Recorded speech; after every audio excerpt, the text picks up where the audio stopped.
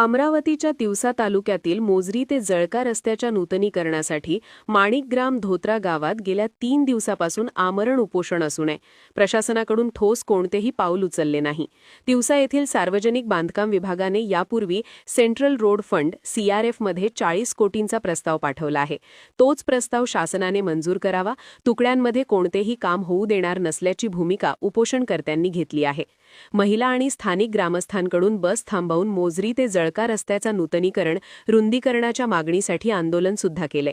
राष्ट्रीय महामार्ग अमरावती नागपूर बंद असताना याच रस्त्याचा पर्यायी मार्ग म्हणून वापर केला जातो। वंदनीय राष्ट्रसंत तुकडोजी महाराज यांच्या पुण्यतिथी महोत्सवादरम्यान यवतमाळ, नेर, वर्धा आणि इतर ठिकाणावरून मोझरी येथे समाधीस्थळी जाण्यासाठी तब्बल 100 पेक्षा अधिक दिंड्यांचा पायी प्रवास असतो। त्याशिवाय या मार्गावरून गेल्या 5 वर्षात वाहतूक वाढली आहे। अमरावती येथील हार्ट हॉस्पिटल जाण्यासाठी सुद्धा याच मार्गाचा वापर रुग्णांना करावा लागतो। शिवाय अमरावती कृषी उत्पन्न बाजार समिती जाण्यासाठी कृषी मालाची वाहतूक सुद्धा याच मार्गाने केली जाते। त्यामुळे मोझरी ते जळका रस्त्याचे नूतनीकरण आणि रुंदीकरण होणेच गरजेचे आहे।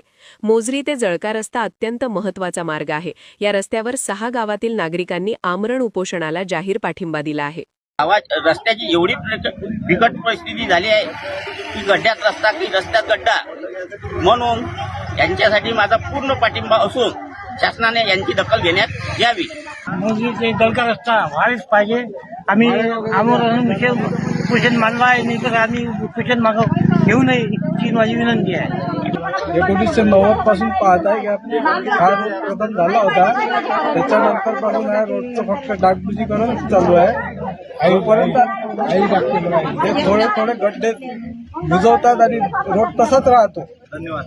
तर जळक्यापासून अगोदर आम्ही पाहत होतो की मार्ग आमच्या सिरतगावमधून बस जात होती, ते पण बंद झाली रोड नसल्यामुळं। आणि जळका शेवटी हा पण रोडनं बस जात होती, ते पण चालू झाली पाहिजे आणि रोड पण झाला पाहिजे।